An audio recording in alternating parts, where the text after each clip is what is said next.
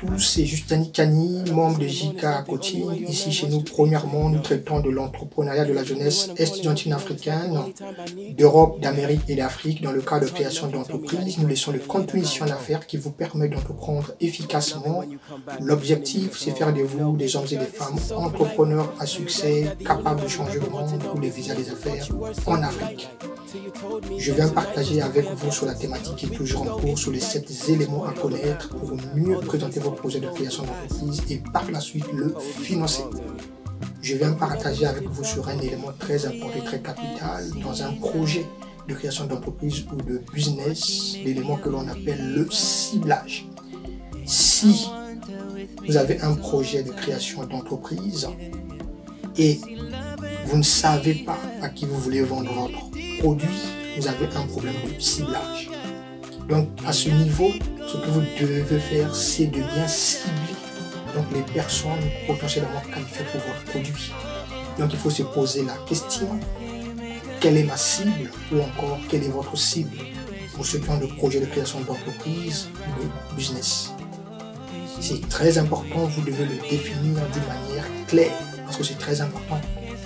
Parce que dans un projet, si vous n'avez pas de cible, si vous ne connaissez pas à qui vous voulez vendre, vous n'aurez pas de chiffre d'affaires. Donc pas de clients, pas de chiffre d'affaires. Donc vous devez avoir la maîtrise du portrait robot de votre client. Donc vous devez en fait définir leurs désirs, leurs besoins et leurs avis pour derrière déterminer la raison profonde qui est un élément déclencheur des décisions d'achat aujourd'hui pour un client dans un marché. Donc vous devez bien cerner le personnage de votre produit. C'est en cernant au mieux le personnage de votre produit que vous aurez en fait l'avantage de bien savoir cibler ou pas de savoir bien cibler les personnes qualifiées pour votre produit et derrière avoir un plan marketing plus réaliste. Je vais vous donner un exemple simple. Si vous voulez vendre un produit, par exemple, si c'est un habit de haut de gamme, de qualité, un produit de marque, si c'est un Nike que vous voulez vendre aux femmes, vous n'êtes pas censé ignorer qu'avec ce type de produit ici que vous voulez vendre, vous devez vous adresser réellement à des femmes qui ont un revenu supérieur et qui aiment bien s'habiller et qui ont un intérêt lié aux bonnes choses.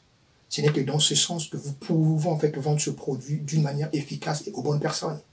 Mais si vous commettez la maladresse de vous adresser auprès des femmes qui ont un revenu inférieur et qui ne veulent pas bien s'habiller et qui n'ont pas un intérêt lié aux bonnes choses, vous n'êtes pas censé ignorer que vous faites fausse route parce que vous vous adressez aux mauvaises personnes et vous n'allez pas vendre d'une manière efficace.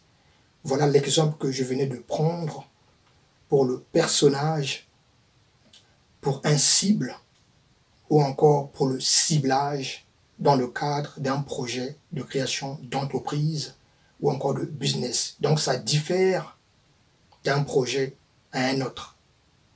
Voilà ce que j'avais à partager avec vous ici, la famille. C'était Justin Kani, membre de JK Coaching.